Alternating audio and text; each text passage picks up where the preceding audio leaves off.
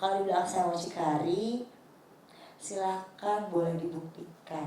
Karena semua itu bukan hanya omongan-omongan aja, tapi dengan bukti. Jadi saya mau untuk Mbak Elena terhormat, tanpa mengurangi rasa hormat saya, juga tanpa mengurangi rasa hormat saya kepada pihak Bapak RK dan Bu Cinta, saya mohon maaf untuk membawa namanya lagi kembali di sini ya, karena saya di sini hanya meluruskan nama saya. Saya rasa itu tidak pantas ya untuk dipertontonkan, karena harusnya yang seperti ini dia hadirkan bukti yang dimana kalau dia bilang saya tidak punya bukti itu 4 tahun lalu, saya punya. Kenapa beliau tidak punya? Itulah ya. Jadi menurut saya pentingnya dari matangnya sebuah press conference. Bahkan saya cuma dihubungi kalian 1 hari sebelum loh.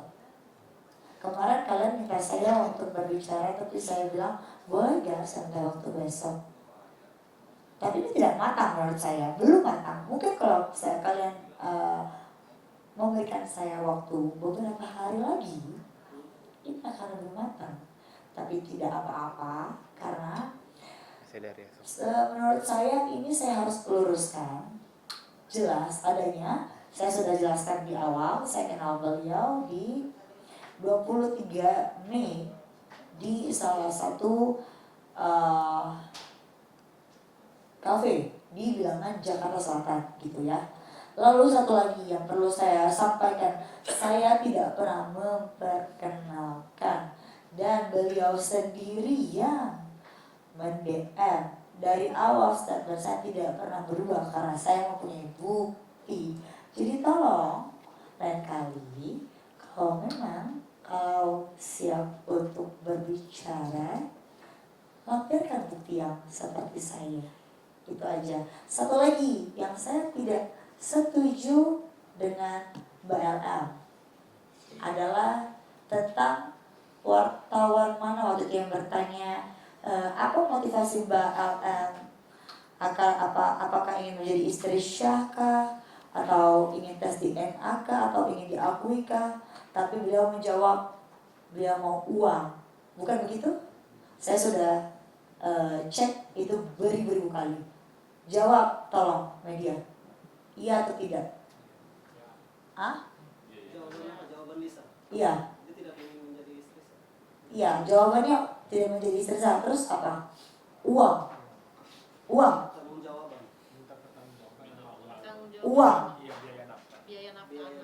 Saya dengar uang soalnya. Berarti uang kan? Oke. Di sini menurut saya ya, alangkah baiknya kita semua merangkul. Ini adalah sebuah anak kecil yang dimana dia mempunyai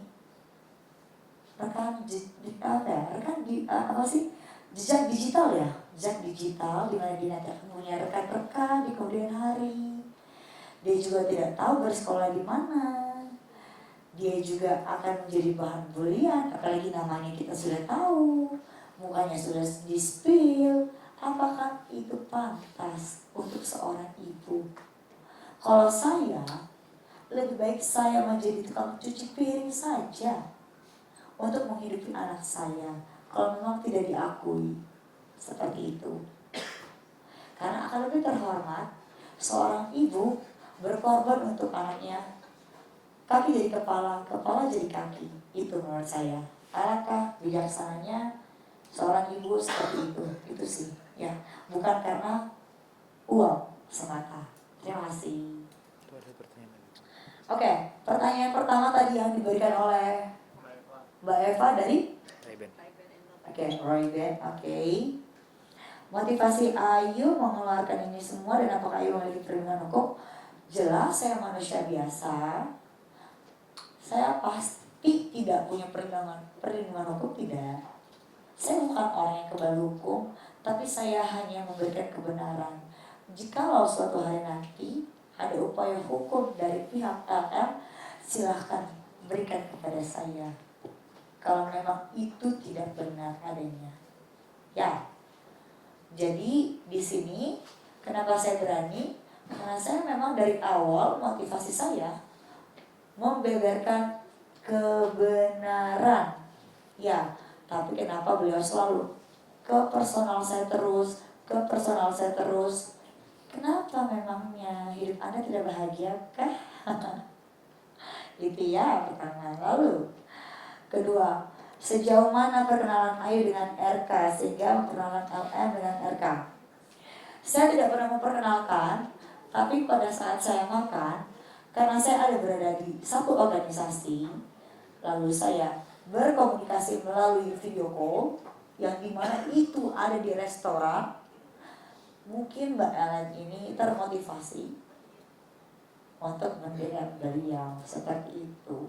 Ya, dugaan saya ya. Jadi silakan diklarifikasi kalau memang saya salah, atau silakan berikan upaya hukum kalau memang saya salah. Saya siap. Terima kasih.